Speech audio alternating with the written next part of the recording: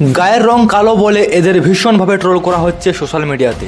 এই একটা জিনিসের কাছে মানুষের স্বপ্ন, প্রতিভা, গুণ সব কিছু মুহূর্তের মধ্যে মুছে যায় শুধু তার গায়ের রঙের কারণে। যেখানে লক্ষ লক্ষ মানুষের জীবন থেমে যায় একটি কথায়, সেটি হলো তুই একটু কালো। আজ গ্রাম হোক বা শহরে, স্কুল হোক বা কলেজে, যদি কোনো ব্যক্তির গায়ের রং কালো হয় তাহলে তাকে নিয়ে সবাই মজা বা হাসি ঠাট্টা করে। শুধু এখানে নয়, যদি কারো গায়ের রং কালো হয় তাহলে তাকে সিনেমাতে অভিনয় করার সুযোগ দেওয়া হয় না। নওয়াজউদ্দিন সিদ্দিকী প্রকাশ করেছেন যে তাকে কালো ত্বকের জন্য একটি প্রকল্প থেকে বাদ দেওয়া হয়েছিল, এবং দিবেন্দু ভট্টাচার্য মেনে নিয়েছেন যে অভিনেতাদের গায়ে কালো রং থাকার জন্য তারা ভালো চরিত্রে কাজ পান না। ভারতে ফর্সা রঙের প্রতি পাগলামি নতুন কিছু না, এটা শুরু হয়েছিল হাজার বছর আগেই।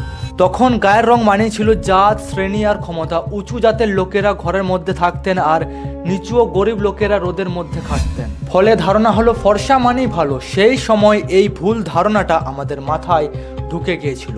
পরে ব্রিটিশরা এসে সেই ধারণাকে আরও শক্ত করে দিল। ফর্সা মানি সুন্দর, ফর্সা মানি শ্রেষ্ঠ।